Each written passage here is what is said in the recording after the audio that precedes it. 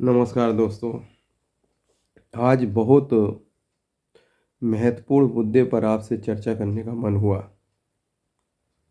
जैसा आप सब जानते ही हैं कि हम हॉस्पिटल में जॉब करते हैं और 2001 2001 से इस प्रोफेशन में हैं।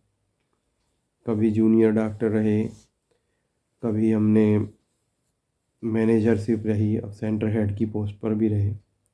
पूरे हॉस्पिटल व्यवस्था से बहुत बहुत पास से हमने ये सब देखा है। तो एक बात आपसे करने का मन हुआ कि बड़े बड़े हॉस्पिटलों में रहे, ऐसा नहीं छोटी मोटी जगह रहे। 350 400 बेड के हॉस्पिटल, 50 बेड के हॉस्पिटल से लेके। लेकिन आप सबसे एक बात मैं कहना चाहूँगा, अगर आपकी आयु 65 से ज़्यादा हो गई है और आपने अपनी जिम्मेदारियां पूरी कर ली हैं, तो एक वसीयत अपनी लिखिए। उसमें लिखिए कि जब आपकी तबीयत बहुत ज़्यादा ख़राब हो किसी भी वजह से, तो आपको शरीर के साथ इंटरवेंशन ना हो।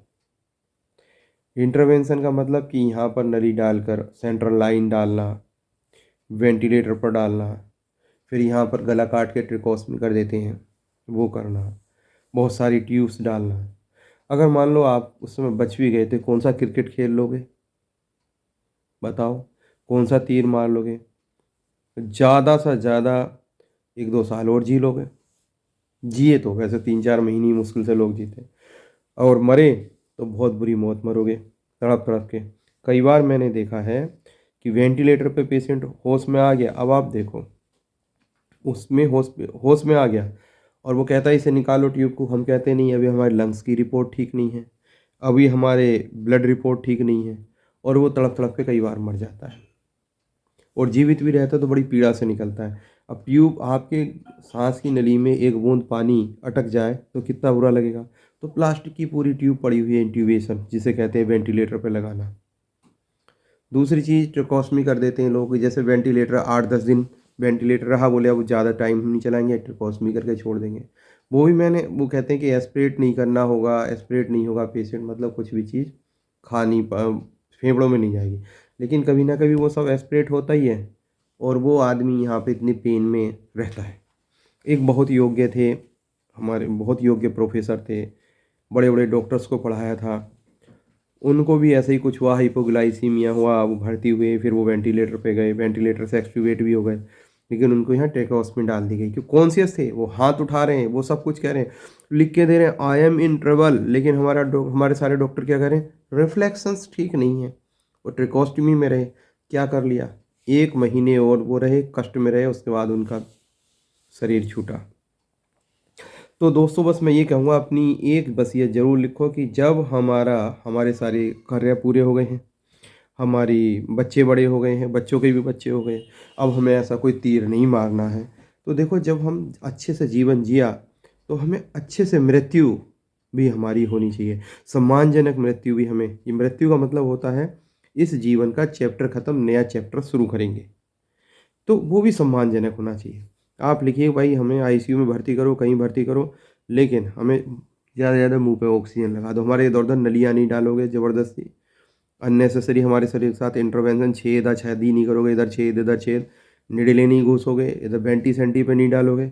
हमारे कंजर्वेटिव ट्रीटमेंट करो, जितने में अगर बच पाएँ उतना अच्छा है, और अगर नहीं बच पा रहे तो हमें जाने दो, क्योंकि अमर तो हम होंगे नहीं।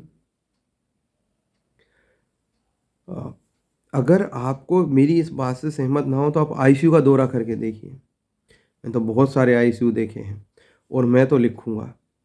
और एक पेपर जो मैंने लिखा है वो मैं आपको, इस पे भी फ़ोटो, इस वीडियो के बाद या इस वीडियो में आप देख लेंगे कि फ़ोटो जिसमें मैं ये लिख रहा हूँ, आप भी ऐसा लिख सकते हैं। तो कम से कम जिस तरह से हमने एक सम्मानजनक जीवन जिया, उस तरह से हमारी सम्मानजनक मृत्यु भी होनी चाहिए, ना कि कष्टकारी। और दूसरा नुकसान क्या है इसमें मैं बता दूँ, अगर वेंटिलेटर पे आपका मरीज़ है और किसी प्राइवेट हॉस्पिटल में है, 2 टायर सिटी में, तो पहले दिन 1 से सवा लाख का खर्चा आ जाएगा। फिर 80,000 रुपये रोज़ का लगभग खर्चा होगा, 80-85,000 रुपये रोज़ का। तो घर वालों का भी दम निकल गया और तुम भी तड़फ रहे हो, लास्ट में मिल भी नहीं पा रहे हो। अरे भैया, इससे अच्छा ऑक्सीजन लगाओ, भगवान का नाम लो, आप जिस भी धर्म से हैं उस तरह से ईश्वर का नाम लो, घर में माहौल अच्छा बनाओ, अपने प्यारे अपने अच्छे लोगों के आसपास रहो। आईसीयू में आपको कोई घुसने भी नहीं देगा। आप केवल हॉस्पिटल का बिजनेस बढ़ा रहे हैं और कुछ भी नहीं कर रहे, और अपना कष्ट खरीद रहे हैं, अपने घर वालों को भी परेशान करना और अपना आप भी परेशान होना। तो क्या करें? कहीं भाई अमित जी, आप तो ऐसे कह रहे हो, आप क्या कर सकते हैं? तो मैं बस केवल एक बात हूँ, एक ही काम कर सकते हो। आप आराम से लिखो कि मैं इस तरह से चाहता हूँ जब मेरा अंतिम समय हो। आप पियानो बजवाओ, आप बीच पे जाकर लेटना चाहो वहाँ लेटो, आपका मन है चर्च में लेटो, आपका मन है प्रेयर करवाओ, आपका मन है भजन गवाओ, आपका मन है आपकी पसंद के गाने जो बजवाओ। जो मन करे यार वो करो ना, सुकून से जाओ ना, इस शरीर का चैप्टर खत्म।